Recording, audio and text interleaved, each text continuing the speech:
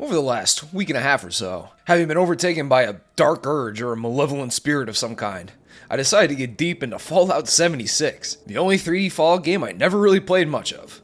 And I wasn't the only one who didn't get it at the time, as Fallout 76 is no doubt the black sheep of the franchise, being this weird, hybrid, live service Fallout 4 sequel that's not really a sequel at all, set in the massive world of Appalachia, where 24 players play on the same map together, exploring, completing quests and events, and base building together. Bethesda Game Studios and their son studios like BGS Austin had never published a multiplayer game on this scale before, and this inexperience, combined with the decision to force their single-player focused and archaic creation engine to now support a live service multiplayer platform, led to some predictable results. Fallout 76's release was nothing short of a massive embarrassment for everyone involved, and the game was extremely unstable, full of bugs of all kinds, and had an empty world devoid of any life whatsoever, with quests given out through terminal entries and holotapes like it was a Minecraft adventure map from 2014.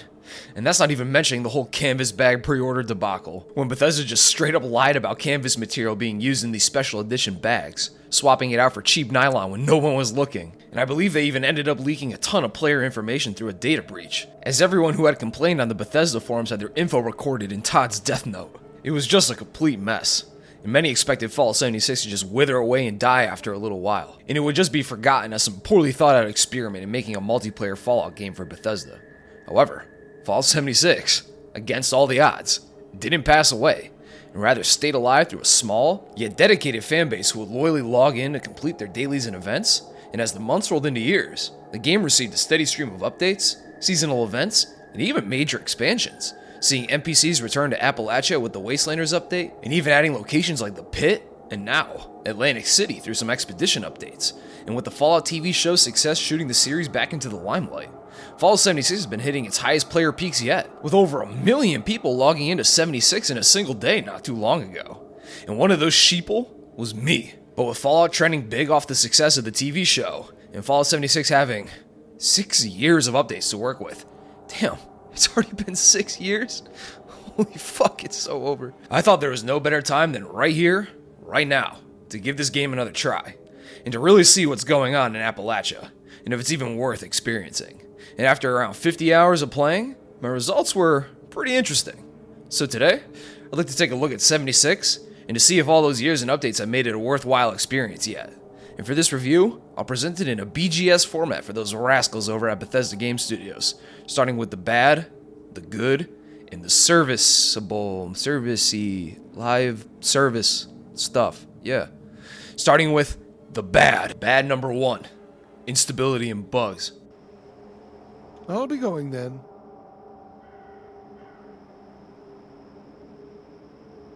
I mentioned earlier that Fallout 76 was built on the Creation Engine, Bethesda's beloved RPG game engine they've been using since the days of Skyrim, which itself was built upon their Gamebryo engine that they made Morrowind, Oblivion, and Fallout 3 in, updating it slightly for each new game with new features and graphical updates. But these were all single-player games with little to no multiplayer functionality. But for 76, Bethesda forced this already notoriously buggy engine to now be a live service multiplayer platform, to some pretty unsurprising results. Fallout 76 is hilariously unstable, and you probably won't even go 5 minutes without running into some sort of minor bug. And although they're not game-breaking, there are just so many of them, you just kinda have to get used to them, as the engine fights for its damn life trying to update itself and interact with the servers, resulting in a pretty much endless stream of bugs and lag. And to demonstrate, here's a list of a few bugs I ran into. Getting sealed under a bridge every time I traveled back to my camp. Talking to invisible NPCs. My ally NPC getting a bit too comfortable at my camp. Friendly NPCs dropping dead for seemingly no reason. Feral ghouls freezing in place when killing them as they're getting up. Enemies getting stuck in walls or in the ground. Taking phantom hits from just running around. Getting stuck on ledges and edges. My Gauss rifle becoming bald occasionally. Some wacky ragdoll physics, classic, gotta love those. Enemy animations breaking, / enemies just not attacking at all. Enemies spawning in from thin air, and just endless general lag when interacting with pretty much anything. Lag when moving items into containers, NPC conversations getting stuck, food and water consumption not registering, animation bugs when getting in and out of power armor, inputs getting eaten when trying to quickly loot inventories, and pretty much any action you take outside of shooting and looting will have some sort of lag to it, as the game has to run to the server and back to make any updates. Now I'm playing this at 440 FPS on PC, so maybe my high frame rate makes some of the lag more noticeable than say on consoles. But straight up, this game has some very shaky foundations. Although 6 years of updates and patches have done a lot of good in stabilizing most of the serious engine issues, the game is still pretty rough around the edges, and minor visual bugs and general lag are hilariously common and probably impossible to fully fix. And it's pretty clear Fallout 76 is stretching the creation engine to its absolute limits. The proof is just everywhere you look. Now, I rarely ran into any truly game-breaking or sequence-breaking bugs, and Fallout 76 has only crashed on me maybe once or twice. But if you really want to enjoy 76, you'll just have to accept and get used to seeing regular animation and graphical bugs, and just general lag when performing most interactions. This engine is holding this game together with spit, duct tape, and economy wonder glue, and it's fighting for its damn life to keep up with you. I kind of feel bad for it, honestly. And all this instability is on top of the fact that the game is an always online live service. So at any moment, you may just simply lose connection to the servers and get booted back to the main menu. Great. Bad number 2. Egregious monetization.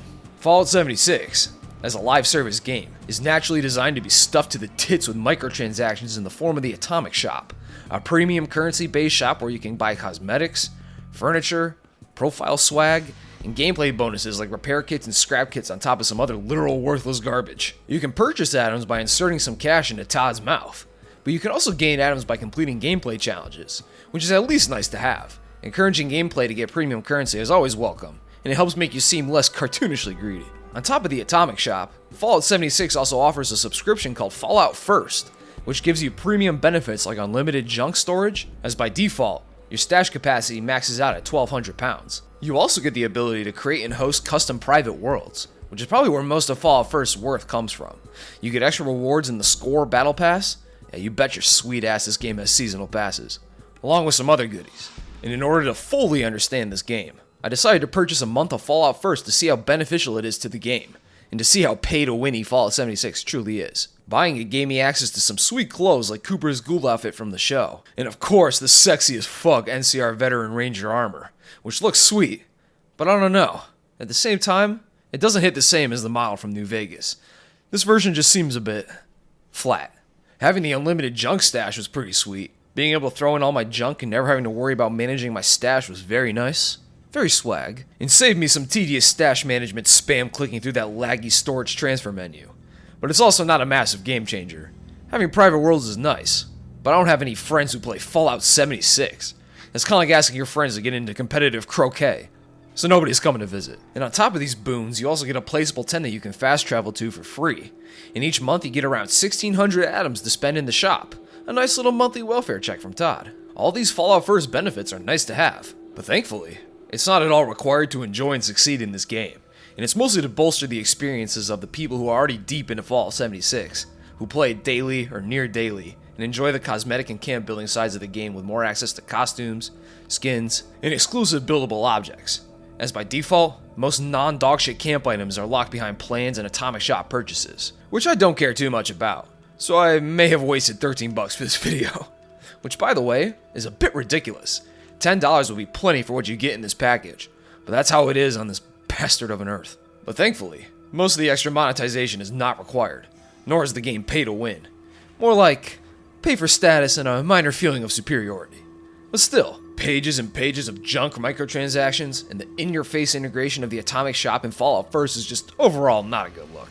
Bad number 3, rough graphics. Now, I'm usually not a stickler for graphics in games, and I'm a firm believer that graphics and gameplay are pretty much wholly independent from each other. If that weren't the case, Horizon Forbidden West would be the greatest game ever made. Well, Fallout 76 is an interesting case, as it looks genuinely worse than Fallout 4 in most aspects. I noticed low res and some absolutely cooked textures way more often in 76 than in 4, along with lots of low poly model details. The lighting either looks great, like when the God rays are beaming through the warmly lit and lush trees of Appalachia's woodlands and cliffs, or it looks like absolute dog shit, with the lighting making everything look washed out and low detail, especially those distant structures, which pop into detail pretty late, and look pretty low fidelity, and look washed out with nasty flat lighting unless you're close enough to the structure to fully load it in. And the distant landscapes look very fuzzy and undetailed, although the world designers did do a good job of masking this with the local flora placement, which I'll dig into deeper later. Also, when I was running down hills, I would always get this weird phantom ripple visual bug on the trees in front of me, not really sure what that was all about. And all these issues were present on max graphical settings. It's brutally apparent that more than a few graphical sacrifices needed to be made to get the huge map of Appalachia up and running well with 12 players running around it all at once. And as a result, it can often look worse than the older Fallout 4 in some cases. But it does have its moments when you're walking through that mutant forest in that perfectly warm twilight glow. And some vistas are absolutely spectacular to take a look at. But overall, Fallout 76 just looks dated. Bad number 4, bare bones quests. Although expansions like Wastelanders, Steel Dawn, and Steel Rain, and the expeditions have made great strides in improving Fallout 76's quest structure and design, many of the day one quests are still required to progress through some of these much better quest lines. And these are the quests with no human NPCs to interact with, or any choices to make, which feel incredibly synthetic and immersion breaking, as these are Bethesda quests stripped down to their rawest meat, giving Radiant quest lines like Dark Brotherhood Forever a run for their money. You're following floating markers that lead you to terminals, holotapes, and robots that explain the stories of extinct factions like the first iterations of the Responders, Raiders, and the Brotherhood in Appalachia, which to this game's credit, has a surprisingly huge amount of terminal entries, holotapes, notes, and other lore items that give you much needed exposition on what happened to these factions and the people in them.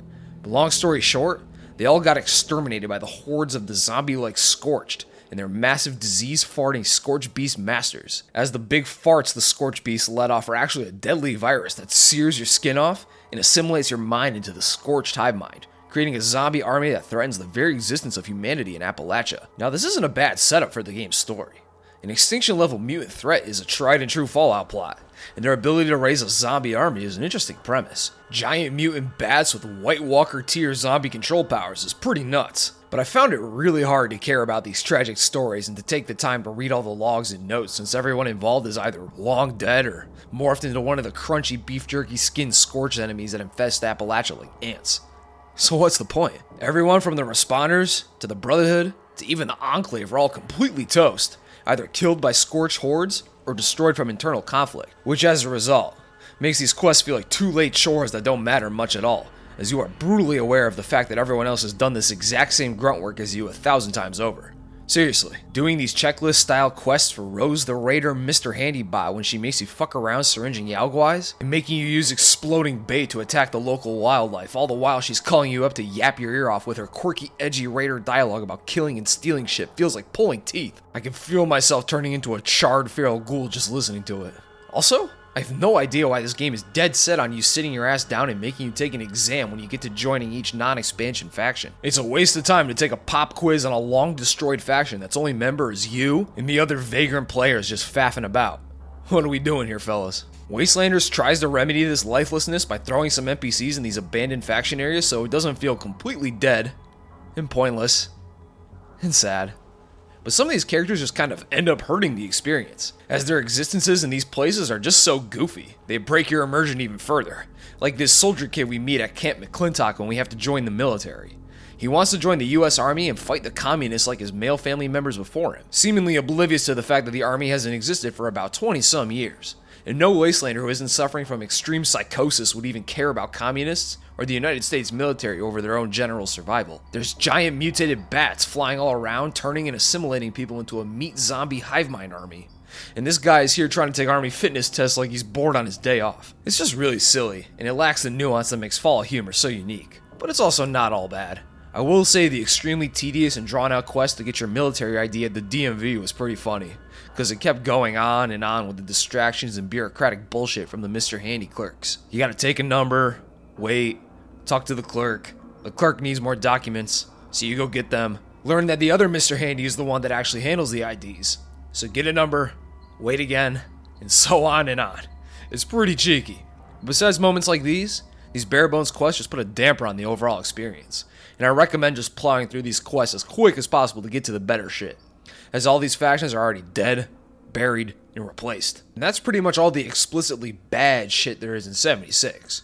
And although it's in much better shape now, the crust is still alive and well. And while the devs have done a good job at containing the more powerful bugs, small ones slip through the cracks pretty much constantly, and are just a fundamental part of the 76 experience at this point. The graphics can range from kinda pretty to downright fried with low resolution assets, textures, and a general blurriness to anything that isn't a few feet away from you.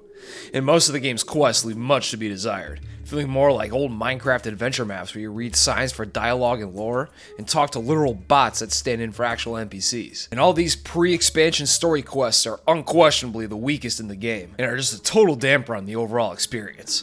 But that's just the bad. And now we can get a look at the good of 76. Yes, believe it or not, this game has some good aspects. I promise. In fact, let me demonstrate with good number 1, the world of Appalachia.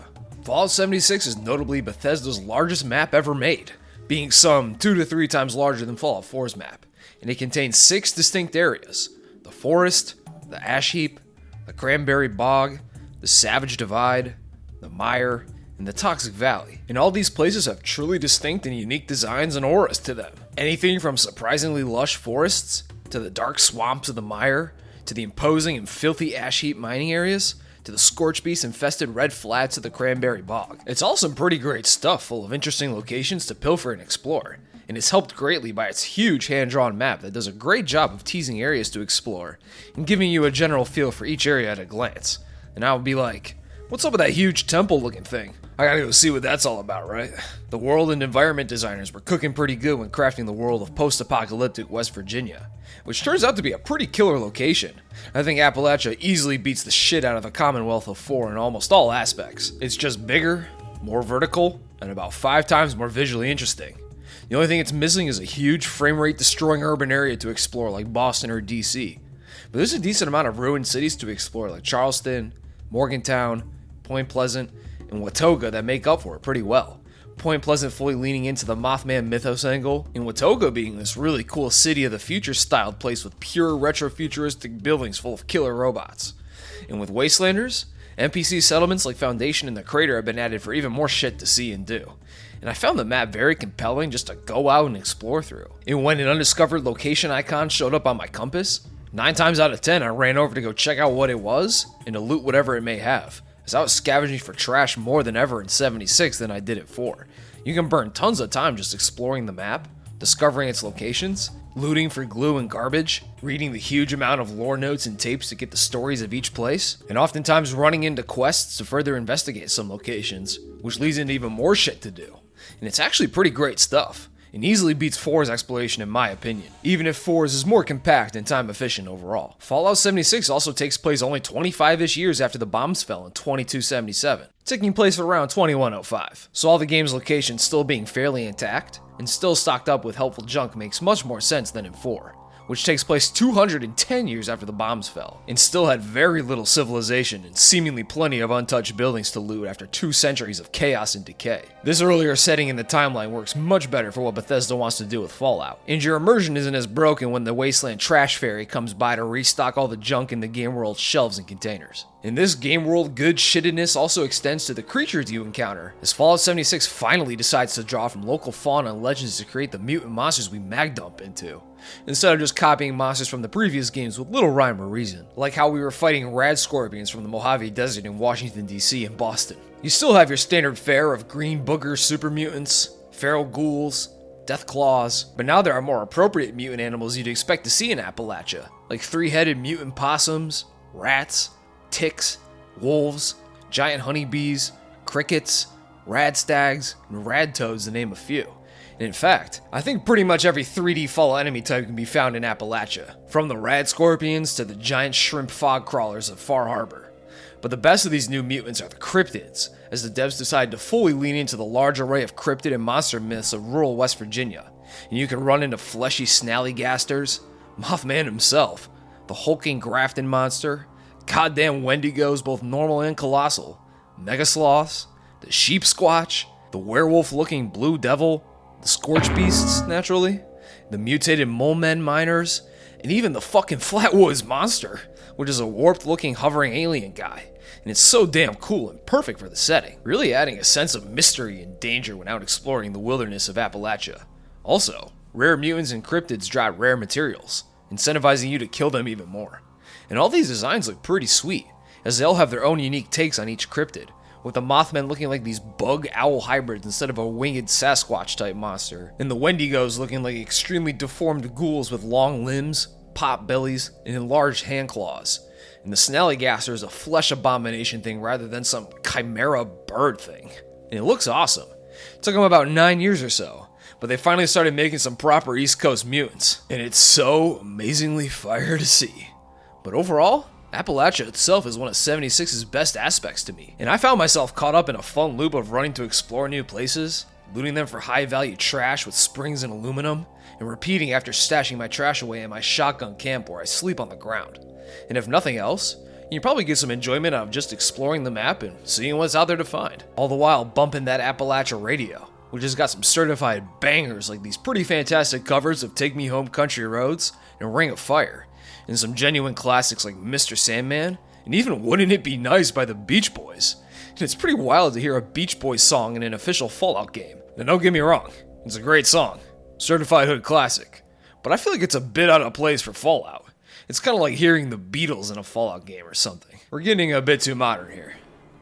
Good number 2, perk cards and build crafting. Fallout 4 was probably Bethesda's biggest stinker in terms of character building and RPG systems, as it ditched 3 and New Vegas' system of putting points into skills and getting a perk every other level, in favor of a fully perk-based progression chart that's directly tied to your special stats. And the amount of special points you have determine what perks you had access to, and you can level up your special stats by 1 each level if you didn't want to go with a perk. The main problem it had was that the perks seemingly had little rhyme or reason to them. 6 strength gave you the strong back perk, letting you carry more stuff. Sounds about right for a strength stat. But strength 10 gave you the pain train, which lets you knock enemies over when sprinting in power armor, which is definitely cool, but pretty situational and gimmicky. It doesn't feel like a proper perk for having maxed out strength. Also, unless you have pre-established knowledge about where the perks you want actually are, it's just a total crapshoot for new players who don't know enough about what special skills give you what perks based on the brief passage about what the stat generally does when making your character. It was also way too visually cluttered, and just a hassle to navigate overall. Thankfully, Fallout 76 ditched that system for a new, card-based system that works much better.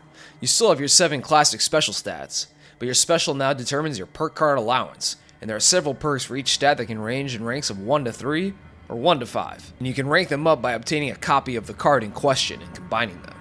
The game has been updated to generously start you out at level 20 if you want, and lets you pick from a few prefab builds to get you started. And I went with the Pistol Ranger build, focused on agility.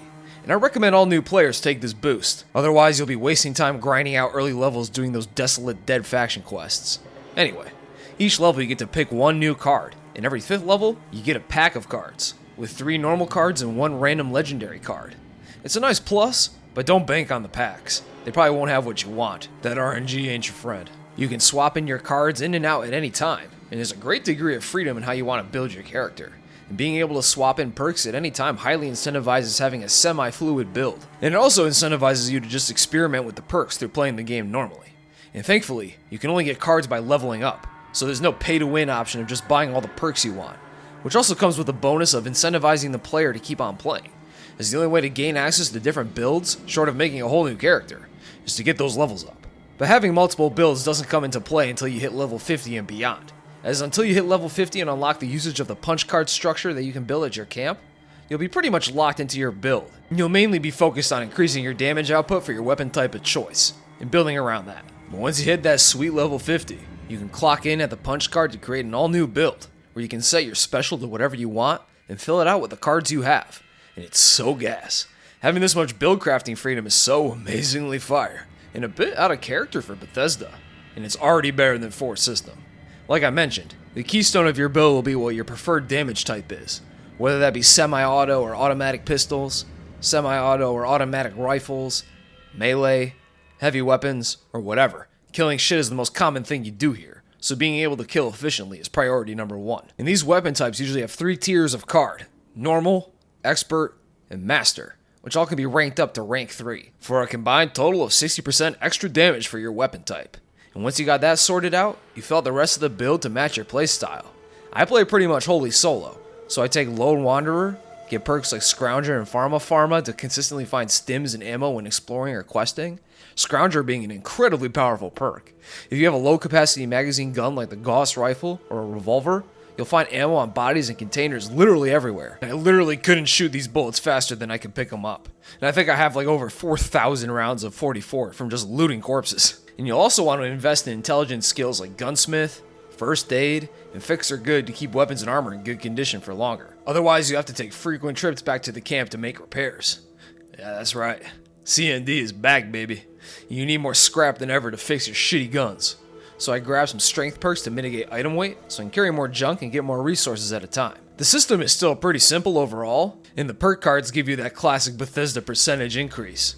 But it's probably my favorite build crafting system in a Bethesda game since Morrowind, as it gives you pretty much complete freedom to come up with whatever build you want, and it allows you to swap perks in and out at will to experiment with and see how it affects your gameplay. And the hook of needing to level up to get more cards to diversify your current build and to create all new ones is a pretty great motivator to keep playing and to keep making number go up.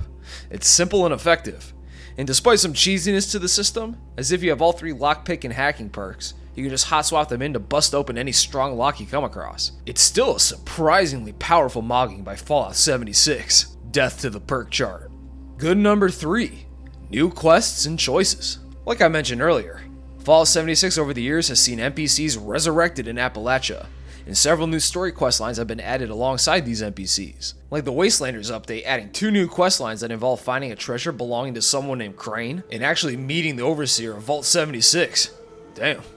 Gilf Hunter mode activated. And this new questline sees you getting to know the 2 new major factions, the Foundation Settlers, friendly but stubborn survivors who are skilled in construction, and the Crater Raiders, a unique brand of raiders who aren't wholly irredeemable homeless killers who shoot you on sight.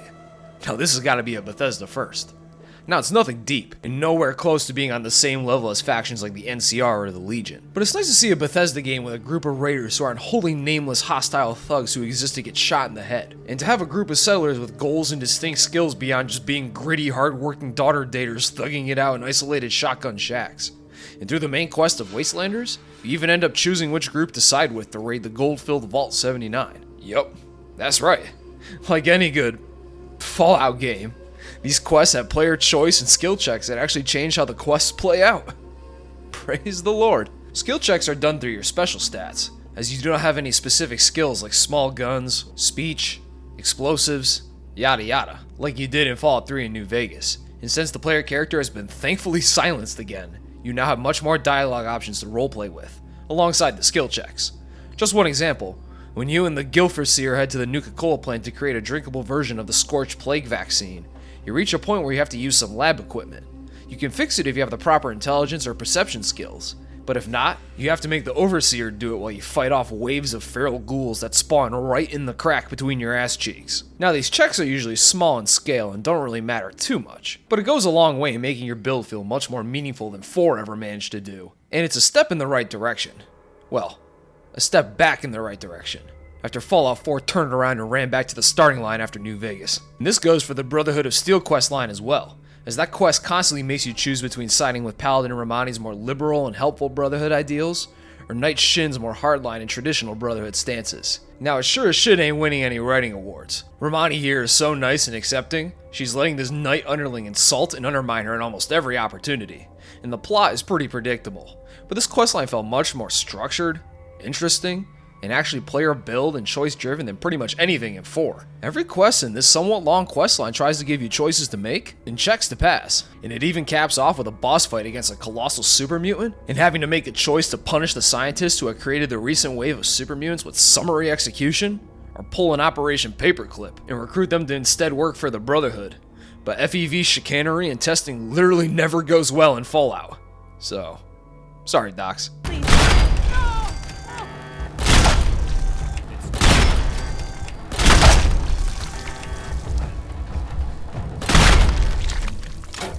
These new questlines are nothing groundbreaking, but I found each mission to be at least interesting in concept or location, and shit like the Brotherhood of Steel questline was some of my favorite content in the entire game. And I haven't even mentioned the expeditions, where after you help out the reformed responders at the White Spring, you can hop in a vertibird to fly over to the toxic hellhole of the Pit, or head on over to the brand new Atlantic City in post-apocalyptic New Jersey, aka normal New Jersey.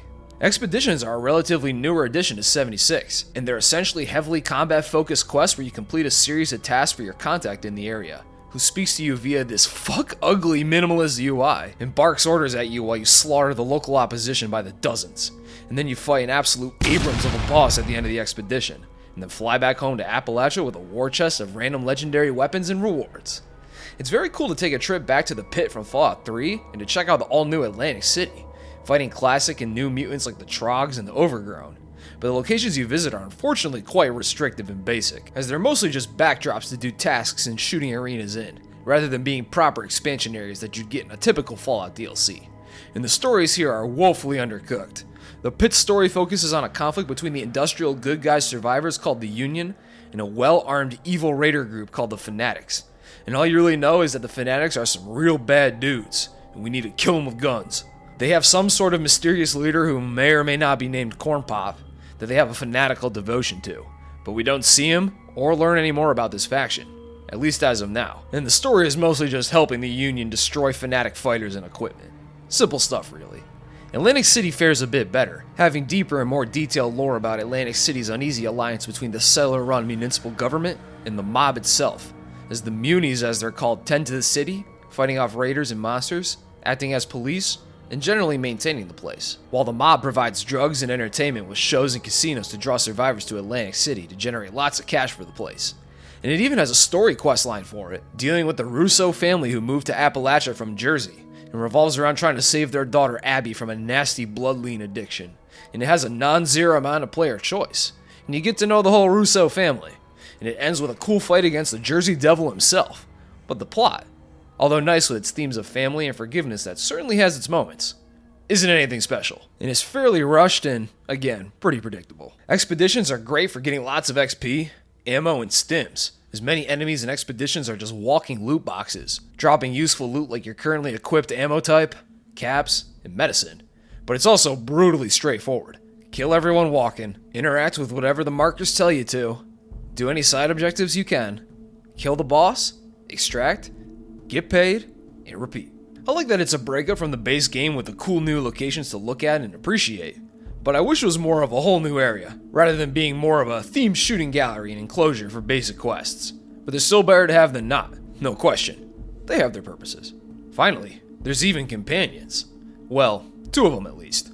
Beckett and Commander Daguerre, with surprisingly long quests to help them out. Fully assisting Commander Daguerre here was like 10 total missions as you find her the sole survivor of a spaceship crash. You discover her past and the experimentation they did on her throughout the quest line, as you find documents and kill robots about 5 times each. You can even spit game with these companions and unlock the legendary Pipe Layer perk. And I was surprised at just how deep the companions' stories went, and even though it's mostly 5-minute fetch quests repeated 10 times, you get rewarded with caps, legendary script, and other end quest goodies each time you complete a quest. And grinding out a companion quest line is a great way to stock up on extra script quickly. And that's the end of all the actual solid things in Fallout 76, as the rest of the game is what I'd describe as live service shit, designed to keep you playing each day to get your daily quests and events done, get your premium currencies up to cash in for valuable planes and rewards, and spending a lot of time at the legendary effect RNG slot machine, hoping to get that perfect weapon and effect combo, and lots of trash collecting. And I don't consider these live servicey design choices and the subsequent grinds good or bad. To me, they just are. They kind of just exist out of necessity for what the game is trying to do. They're here to keep you playing, day in and day out, drip feeding you items, legendaries, and caps to keep you pacified just enough to not get too bored or fed up with the gameplay loop, and to always give you something to strive for, a bigger base, that perfect legendary roll, grab that atomic shop slop item you're eyeing, or just grind out more levels to get more perk cards. It's all typical live service shit, and your enjoyment of the endless content will be pretty subjective, and is based on 3 things. 1. Your tolerance for repetitive quests and farming rewards. 2. How well you enjoy the modern Fallout shoot, then loot, then stash and craft gameplay loop. And 3. How dedicated you are to your live service games. Fallout 76 is both a money and time investment, and its first major time sink is in the form of the previously mentioned Serviceable number 1, events and dailies. Like any good part-time job game, Fallout 76 is full of daily quests, where you log in to clock in your shift at the Appalachia Wasteland and get going on your daily quests, which are usually simple quests to find something, kill something, gather up materials, and so on.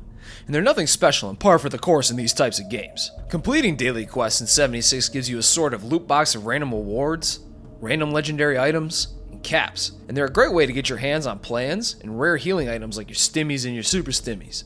And I'll talk about plans later, as crafting is its own rabbit hole of slow progression in plan collecting.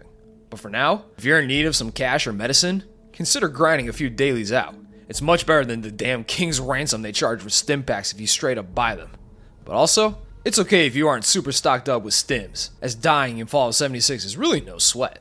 When you die, you only drop your junk, and you have to reach your death icon to find the small paper bag that your last body left as its only remains to get your junk back. So when you die with little to no junk in your inventory, all dying does is waste a few minutes, maybe even less. Moving on to events. Events are a more dynamic form of dailies, being random quests that spawn in on the map, denoted by this yellow hexagon icon, that you can do alone or with any random strangers who join in on the fun.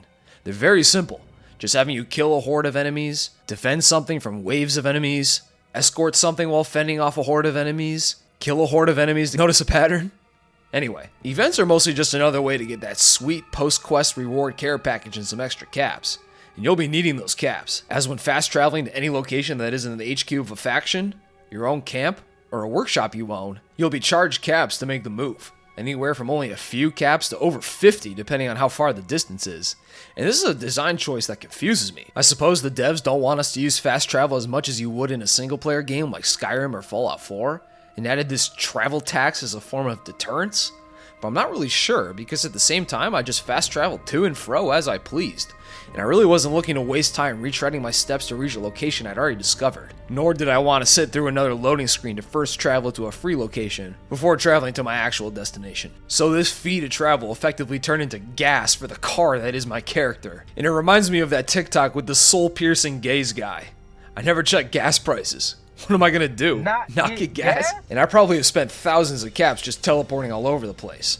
But the time I saved is beyond worth it. And the map is huge and great to explore. But time is money. Finally, and most importantly, events also drop legendary cores, which are one of the two ingredients needed to apply legendary effects onto your weapons, the other being legendary modules, which you can get from expeditions as rewards, or buying them off Murmur, the legendary vendor here, for 50 legendary script, which you get from completing quests and putting legendary weapons in the script recycler machine. It's nice that those piece of shit 1-star legendary lead pipes you pick up all the time can now go towards something. Using the cores and modules ensures that you can beef up the weapons you're actually proficient in, instead of buying or getting drops of legendary weapons, which are completely random in both effect, grade, and weapon type. And the effects are legion, and you'll likely get a lot of useless crap from most legendaries, like a melee weapon that turns you invisible for 4 seconds or something. But every once in a while, the game will drop that grail of a weapon you'll use for hours, like this pistol I got that shot multiple exploding rounds per shot, or this Gauss rifle that does more damage the more health I have. And I use these for hours and hours of playtime. There is lots of potential to get a god weapon that perfectly fits your build. But on the other hand, there's also a ton of grinding for weapons to exchange for script, quests and expeditions to get your legendary modules and cores to grind out, and just plain old resource gathering and crafting.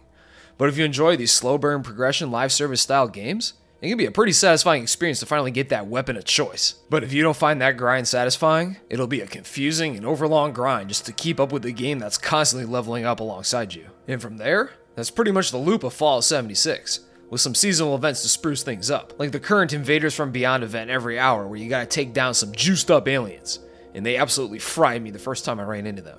But from here, it's just a matter of how long it'll be until you get your fill out of 76, and move on to something else. That is until the new season or expansion comes out. Maybe. If it's good enough. Serviceable number 2. Crafting and resources. Okay, this is a big one. To start, the amount of stuff you can actually craft ranges between fuck all and jack shit. As anything from power armor stands to a filthy ashtray need to be unlocked by reading a plan for the item, which you get as predetermined or random rewards, or you find randomly out in containers or out loose in the world. This live servicifies the crafting system from Fallout 4 by introducing this randomness, which can cause some crafting bottlenecks if you get deep into some aspects of the game without the proper plans. For example, I got my hands on some ultrasight power armor as a reward for finding the corpses of the original Brotherhood of Appalachia and spanking a Scorch Beast, but I didn't know how to build a power armor stand for my camp.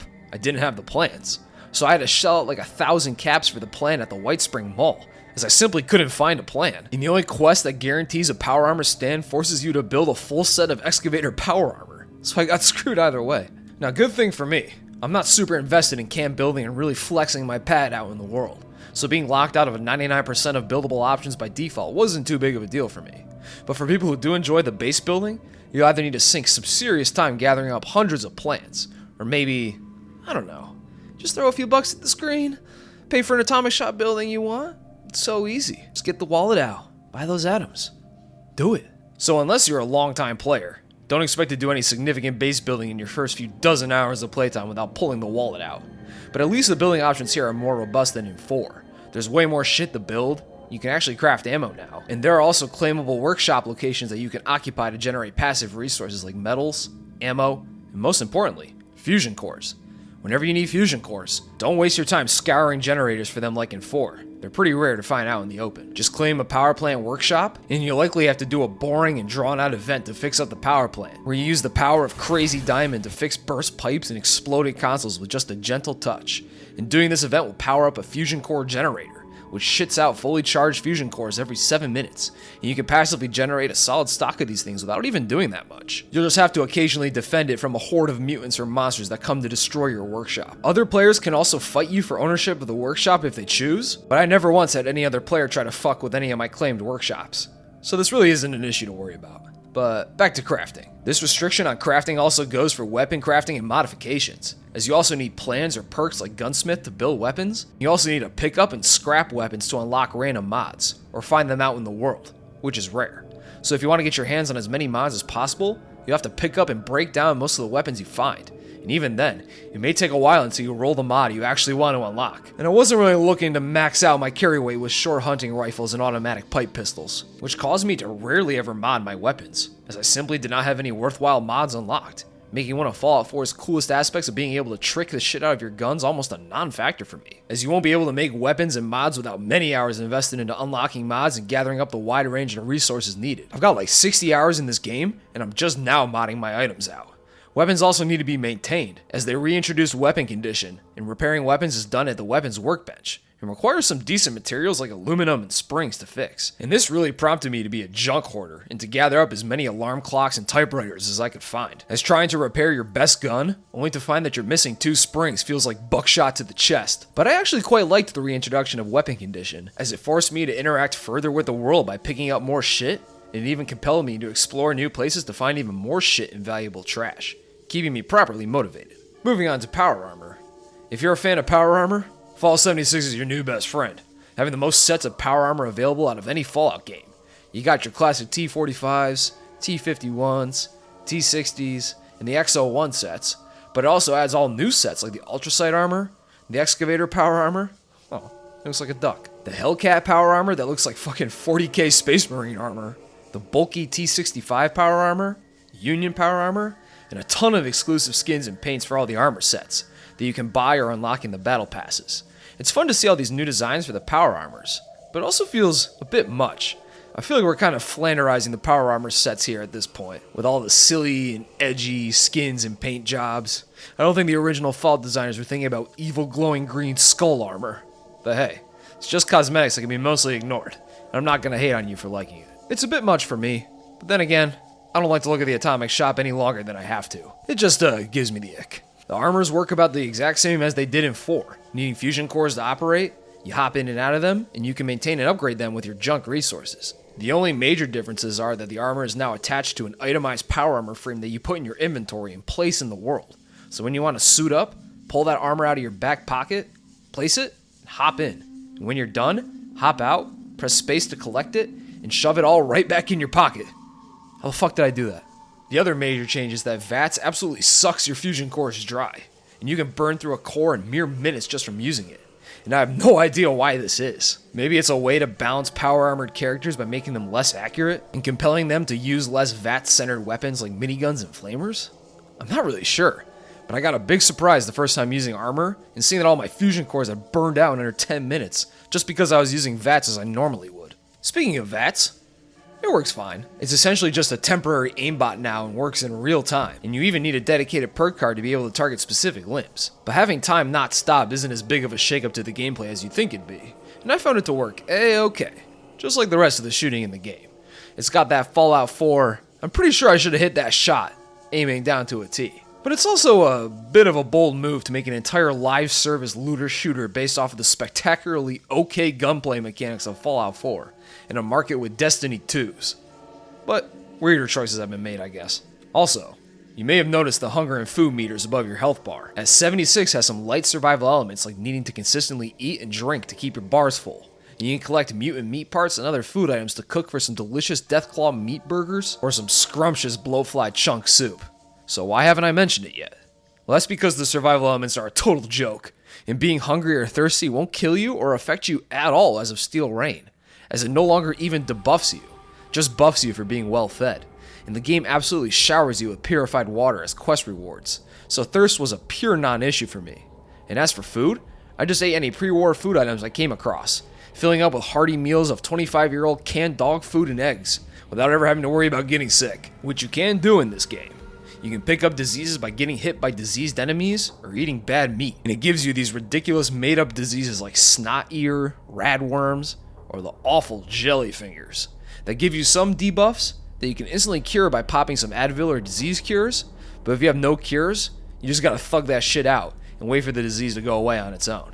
But the debuffs are really no big deal, and I spent a lot of time sick with these horrific mutagenic diseases and barely noticed or cared. But with that, that's all the resources and crafting covered, and we can move on to the final, biggest unmentioned aspect of this game. Serviceable number 3, the multiplayer. Something I haven't really mentioned until this point is one of the main selling points of this game, the multiplayer. And that's because I played this as an almost wholly solo experience, and meeting other players and working with them was just an incidental occurrence. Like I said, I don't have many online gamer friends, let alone friends who play Fallout 76 regularly, so I was lone wandering it pretty much the whole time. And I enjoyed my solo time in Appalachia, so adding friends to the equation just seems to make things better. Bigger battles, stronger enemies, banter, and the ability to all team up and run a train on a huge mutant enemy for some sweet rewards. And maybe a dick measuring contest or two with whoever has the coolest camp and power armor. So is Fallout 76 better with friends? Yeah, probably. Highly likely. I don't know, man. I'm shy. And with that, that's most of what I wanted to take a look at with Fallout 76. And I gotta be honest, I actually found myself having a pretty good time with this one. Sure, some of the quests, well, most of the quests are trash. There's a ton of egregious, in-your-face monetization and microtransactions. The game was, and still is, hilariously buggy with omnipresent lag, and the writing ranges from serviceable to non-existent. But something about the grind of slowly getting stronger, getting better weapons and gear, getting sets of power armor, exploring most of the places I came across and looting them for resources, and taking out some pretty cool enemies and exploring the varied areas of Appalachia had me in a good loop for almost a week, and it really scratched that itch for Bethesda-style games that Starfield really failed to do. This is a live service game first, so don't approach this with a typical Fallout experience in mind, and your enjoyment will mostly come down to how well you enjoy live service design and grinding, and how well you enjoy the modern Fallout gameplay loop. If you liked Fallout 4, play 76. I'm sure you'll enjoy it to some degree. If not the live aspects, I think you'll at least end up liking the world and the more traditional expansion questlines like Steel Rain and Wastelanders. And it's also just an endless stream of Fallout content. But if you didn't like 4, I would say don't even bother. It's more of the same with even more shit to craft and loot, and the game's progression and gameplay loop itself are much grindier and drawn out. And the repetitive quests and events will just make you wish for nuclear winter. But overall, Fallout 76 is not a bad game. Nor is it a great game. Hell, I don't even know if it's a good game. But it's an interesting experiment, though, and hopefully, Bethesda can take what they learned in 76, that being a want for deeper stories and better characters, along with actual build-based player choice, and expand upon it further. All the checks and choices in Wastelanders and Steel Rain are all steps in the right direction, and I hope they can expand upon it in the future. But for now, if you liked, or maybe even didn't hate Fallout 4, and want more, or maybe something a little different, give 76 a rip, and see how deep you can go with it. And with more expansions planned and on the way soon, there's no better time to play 76 than, well, let me check my watch. Right about now. 6 years of fixes and updates have really gone a long way from the rock bottom crater the game was in at launch, and it's kind of impressive they never gave up on this thing. It went from a genuine 3 out of 10 to the solid 7 out of 10 it was always born to be. But that's all I got for you today, and this is all just my opinion. You can hate this game as much as you want, or love it as much as you want. It's definitely an interesting beast though, but I got some fun out of it. And that's all that matters at the end of the day. It was satisfying for a while. Batman Arkham Retro is next, for real, I promise. And thank you all for watching. I love you all. Goodbye.